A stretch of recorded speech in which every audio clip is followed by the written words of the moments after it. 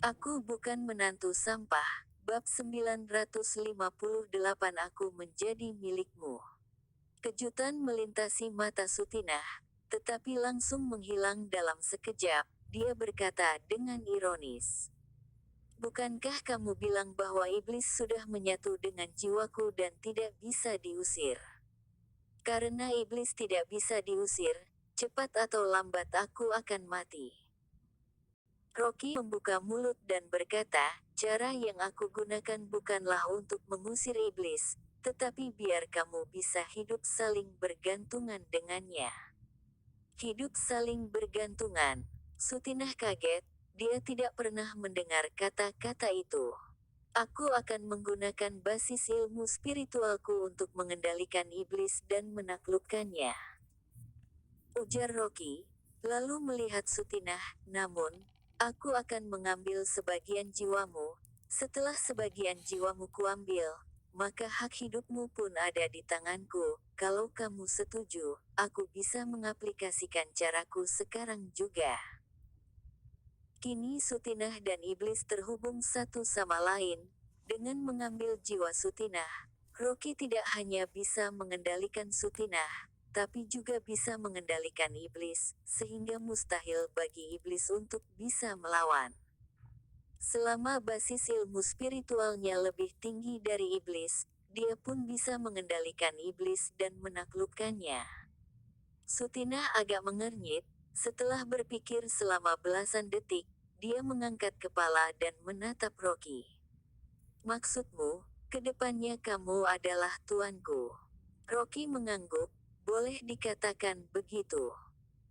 Jiwanya diambil sebagian oleh Rocky, itu menandakan bahwa dia menyerahkan nyawanya kepada Rocky. Mau bunuh, tebas, ataupun menghancurkan jiwanya, itu semua bisa dilakukan sesuka hati oleh Rocky. "Boleh." Sutinah tiba-tiba tersenyum menawan, "Lagian keluarga Zhao sudah mematuhi kamu. Tidak masalah kalau aku memanggilmu Tuan. Tuan, mulai sekarang, aku adalah milikmu. Kamu harus melindungi aku, jangan biarkan orang-orang menggertakku." Suaranya membuat orang merinding. Rocky mengangguk dengan tenang, "Kamu lepaskan sutra salju dulu." Mata Sutinah berputar, berkata dengan cabul, "Tuan, sekarang kamu sudah mau." Sambil berkata, dia berbaring di tempat tidur dengan postur tubuh berbentuk es, terlihat seperti Putri Duyung. Rocky berkata dengan ringan, "Kalau aku suruh lepaskan, maka lepaskanlah." Sutinah memoncongkan mulut, mengangkat tangan untuk melepas sutra salju. Setelah melepaskan sutra salju, wajahnya merona merah, lehernya terasa panas, jantung berdebar kencang. Meskipun dia telah hidup selama puluhan tahun, tapi ini adalah pertama kalinya tubuh telanjangnya dilihat oleh pria. Tepat ketika Sutinah mengira sesuatu akan terjadi, dia tiba-tiba mendengar suara Rocky berbalik dan tiarap di tempat tidur. Sutinah terbengong, wajah memerah. "Tuan, kamu suka posisi seperti itu?" Rocky mengerutkan kening, mendorong Sutinah. Dorongannya membuat Sutinah terbalik dan menelungkup di atas tempat tidur. "Sungguh tidak berbelas kasihan," Sutinah berkata dengan ganas. Ketika dia mencoba untuk bangun, dia tiba-tiba merasakan ada kekuatan tak terlihat menekan anggota tubuhnya sehingga dia tidak bisa bergerak. "Rocky, pelan-pelan." Tubuh mulus yang menawan ada di depan, tetapi ekspresi Rocky tidak bergejolak sama sekali, matanya fokus pada punggung Sutinah. Ada mantra berwarna merah tua yang samar-samar tercetak di kulit halus bagian punggung. Rocky menyatukan jari telunjuk dan jari tengah, mencolek punggung Sutinah beberapa kali. Tiba-tiba, seperti lukisan tinta, mantra yang tercetak di punggung Sutinah menjadi semakin jelas, bahkan menutupi seluruh punggung. Mantra merah tua itu sungguh mengejutkan. Ternyata inilah kutukan iblis.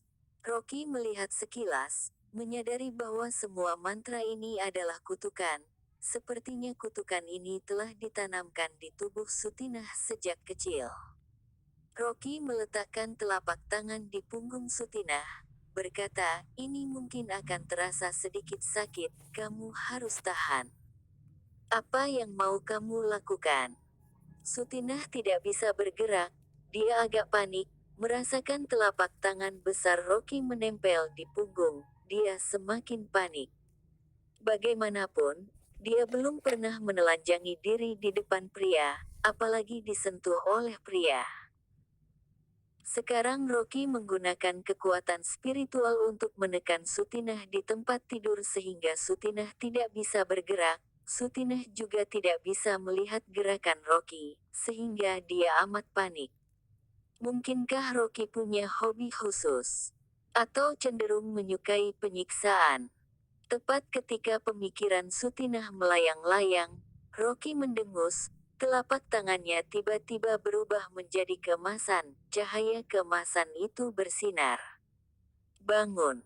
Telapak tangan yang ditempelkannya di punggung Sutinah perlahan ditarik ke atas. Mantra merah disedot keluar dari tubuh Sutinah secara paksa, tersedot di telapak tangan Rocky. Mantra merah tersebut terus berputar, seolah berusaha untuk kembali ke dalam tubuh Sutinah, tapi mantra tersebut tidak bisa mengelak dari isapan telapak tangan Rocky. Ah! Sutinah seketika merasa seperti ada jarum panjang yang menusuk kepalanya, begitu sakit sehingga dia menjerit keras. Saat Rocky menarik mantra dari tubuh Sutinah, kepala Sutinah terasa semakin sakit. Dia tidak pernah mengalami rasa sakit seperti ini dalam hidupnya. Rasa sakit itu terasa sampai ke sumsum tulang, merasuk ke dalam jiwa. Dia termasuk sosok yang tabah. Dia jarang menunjukkan sisi lemahnya dan selalu memberi kesan orang yang kuat kepada orang lain. Tapi sekarang dia benar-benar merasa sangat sakit, seluruh kepalanya seperti blender, otak seolah-olah di blender, dia bahkan berpikir untuk mati. Sutinah menjerit kesakitan, tapi tidak bisa bergerak sama sekali, air matanya berlinangan. Di tengah rintihan Sutinah, Rocky perlahan menarik mantra merah dari punggungnya. Mantra merah itu tiba-tiba bergetar, mencari kesempatan untuk melarikan diri. Pada saat ini juga, Rocky merangkapkan kedua tangan dan menahan mantra merah itu. Ini adalah sebagian jiwa Sutinah. Jiwanya telah menyatu dengan iblis, sehingga jiwa yang seharusnya berwarna putih menjadi merah. Rocky mengisap jiwa Sutinah ke dalam tubuh, melambaikan tangan untuk mencabut mantra pengendalian dari tubuh Sutinah. Sutinah berkeringat, terbaring lemah di tempat tidur. Meski mantra pengendalian telah dicabut, dia tetap saja lemas dan tidak bisa bergerak sama sekali. Sekarang, dia baru mengerti apa yang dimaksud Rocky dengan sedikit sakit. Rocky berkata, jiwamu telah dipisahkan secara paksa olehku. Dengan basis ilmu spiritual saat ini, aku masih bisa mengendalikan iblis dalam tubuhmu. Selama basis ilmu spiritual lebih tinggi darinya, kamu pun tidak akan dikendalikan oleh iblis. Benar-benar sakit sekali. Sutinah menoleh, mata berkaca-kaca, kenapa kamu tidak mengingatkanku bahwa mengeluarkan jiwa segitu menyakitkan? Sekarang aku tidak punya tenaga sama sekali, tidak bisa jalan, aku akan beristirahat di tempatmu malam ini. Boleh.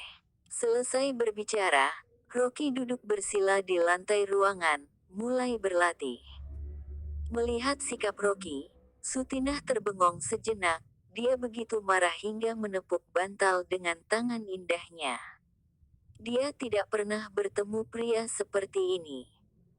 Dia sudah melepas pakaian dan terbaring di atas tempat tidur, serta siap untuk meninggalkan teknik wanita suci yang telah dilatih selama puluhan tahun, tapi Rocky malah bermeditasi di depannya. Rocky, Kamu tidak akan bisa lepas dari kekanganku pada suatu hari nanti. Kata Sutinah dengan marah. Kemudian dia langsung tidur di tempat tidur Rocky tanpa mengenakan pakaian. Rocky sedang duduk di lantai, kesadaran ilahi telah memasuki kehampaan. Jiwa Sutinah telah dihisap ke dalam tubuh, dia harus mengendalikannya. Jiwa orang biasa tidak berwarna dan transparan, sedangkan jiwa Sutinah tercemar dan memancarkan energi iblis berwarna merah tua.